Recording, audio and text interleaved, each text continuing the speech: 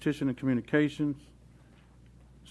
We go to A, speakers. Our first speaker will be Mr. Harold L. Doucet, Sr., regarding duties and responsibilities of council members. Mr. Doucet, would you state your name and address? And you have 5 minutes, sir. Okay. Good morning. Okay, I'm here this morning to speak to council in reference to duties and responsibilities as it pertains to travel, one, and also budget. The first, we're talking about travel.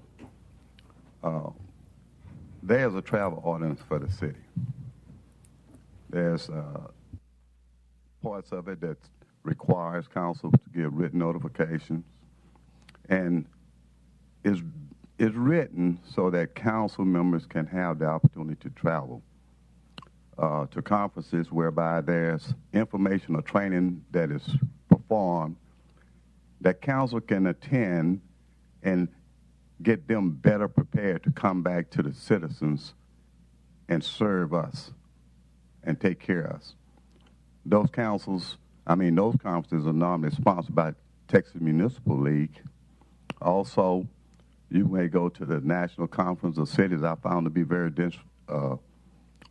informational and give information that can help you to be better able to do your job. But as I go through the expense reports of this council, there are some council members just likes to travel. So I understand being a council member, everyone have equal authority. Therefore, it's not up to one council member to tell another council member you can't go. But as a council, as a whole, you can. The majority can.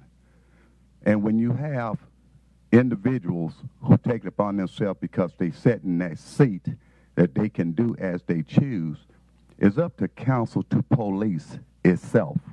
You're the highest authority in our city. We depend on you as citizens to protect our money and ensure that it's being spent as it should and not be the way someone thinks it should be. Therefore, we as citizens would expect council to do as I did, take a look at expense report and compare. And you find out that there are traveling that's being done. Would be better if the person put the money in their car, fill the car up and drive around town and see what they can do here in our city and where they represent. So, some of the recommendations I feel council need to go back and take a look at to see if they can improve it so that this will not become a problem, and that is policing yourself. One of the areas is travel outside of our city limits.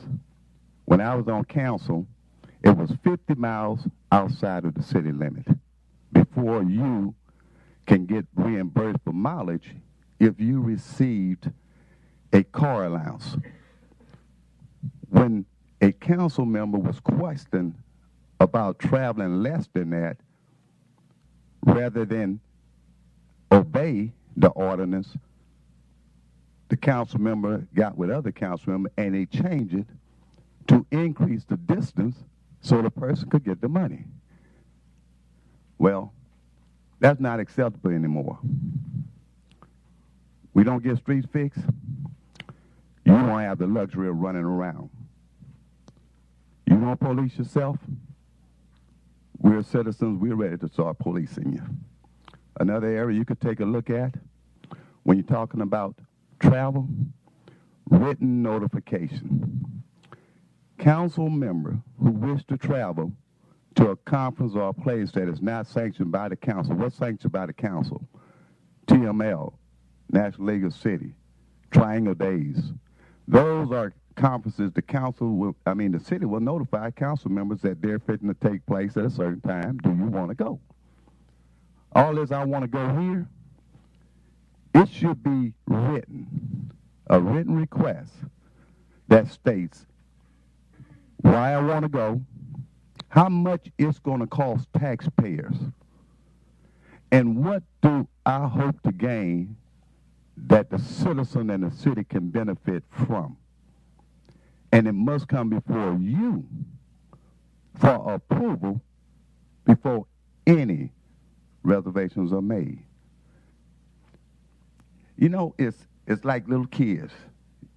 But you know, sometimes you just have to go back to the drawing board and you have to write it to prevent abuse. Remember, you cannot police one another, but as a majority of this council, you have that authority.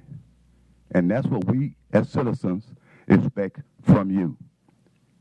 Not the buddy-buddy, to do what's right. Now, we'll monitor this.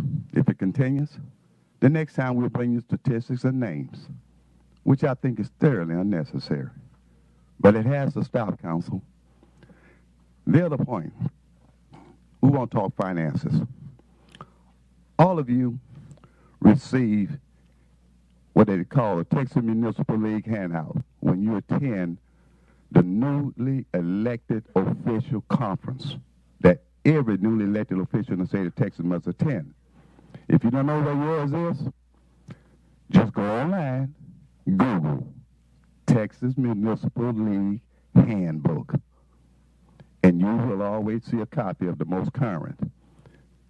That is a tool that a newly elected council member can learn a lot about how the city is ran and supposed to run.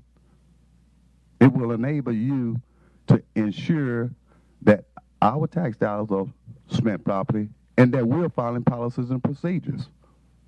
That we ask of all council members, to include our city manager. We depend on you to manage our money and do right by us. And the budget. The budget is what you plan for. Once you approve it, that's what you're going to do that year. You do not go into your reserves to do something that is not emergency.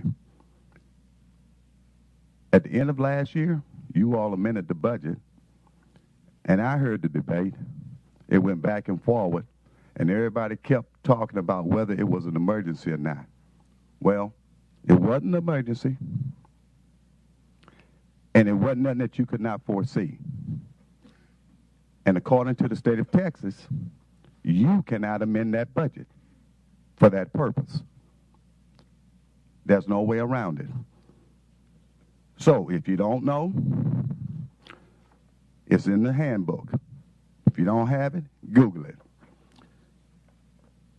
This staff and council always use Section 9 of our city code and ordinance dealing with emergency. If you read Section 9, you will find out that in Section 9 is very specific about an emergency. And you will find out that it did not meet our code and ordinance. Our code and ordinance goes even more deeper. Mr. Doucet, are you close to being finishing? Yes, you're close. This is the last. I'll give you 2 more minutes then. Okay, thank you. You're welcome. Our code and ordinance for emergency purpose even limit how much you can do. Only 2.5 of the per centum of the tax levy for that fiscal year. So basically what I'm saying is, we as individuals who understand, former council members, people who can read, we need to start following policy and procedures.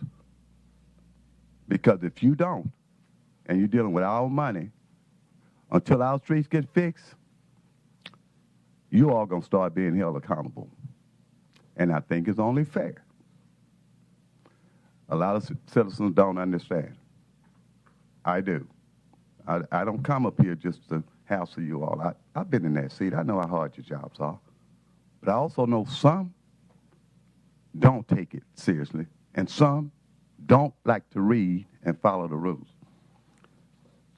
And the last thing I'll say before leaving, I want to read this statement. It won't take but a second. It's from our charter. It says, form of government. It says, municipal government provided by this charter shall be known as the council manager form of government, pursuant to its provision and subject to only the limitation imposed by the state constitution, state laws, and this charter. All powers of the city shall be vested in and exercised by an elective city council, hereinafter referred to as council, which shall enact local legislation, adopt budgets, determine policies, and appoint a city manager who shall mean he will, execute the laws and administer the government of this city. Simply said, council people are not in the doing. You're in the establish policies. However, manager should be held to follow these ordinance, codes, and laws. I hope that council take this seriously. Thank you very much for allowing me the time to address you. Mr. Doucet, we really appreciate you coming here with that information and sharing it with the council. I don't have any other lights on, but again, we thank you for coming. Council. Councilman Lewis? Yes, appreciate it. Appreciate your comments, former Councilman Doucet. In the past, I heard you mention about council policing itself. In the past, if you go back and look at all of the amendments to the travel policy was put there by council. It was initiated out of District 1 or District 4 or District 5. Never has there been an amendment from any other district. All amendments in the policing of the travel policy has come out of District 1, 5, or 4. And about travel, we notification, we used to announce it at the council publicly, and basically it was council would approve it. But too many council members' houses got broken into, so that's why we started going with the written notice of travel. So that's where we are now, and I would like to see that portion stay that way because of the problems in the past. Actually, people will monitor the system, the airways, and they take advantage of council members or anybody traveling. So that part I would like to see. Yes, announce it. I mean, deal with the written policy, notify the council and the manager of all travel. That's what we need to do it that way for security reasons. Okay, and the budget, I don't disagree with you on the budget. The budget is basically a plan that we have to work by, and anytime you have a plan, it's basically a wish list. If we need to, I don't need any comments. If we need to make amendments, we need to look at reallocating funds that's already approved. Reallocate these funds. That's what we need to do, as opposed to going into the budget and amending the budget.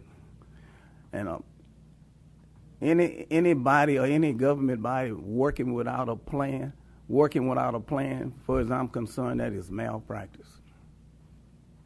If you're working without a plan, that is malpractice. That's all I have to say about it. I appreciate your comments. I'd just like to say something in reference to the statement I made. As long as there's a way that council can approve the travel, that is the main gist of what I said. And if that's could be done and council approve it, that'd be accepted. The way that Mr. Councilman Lewis described it will not provide policing and ensure that council has a say. It will only be the system in which you have now, unless there's a way that council has a say before you start going to make reservations.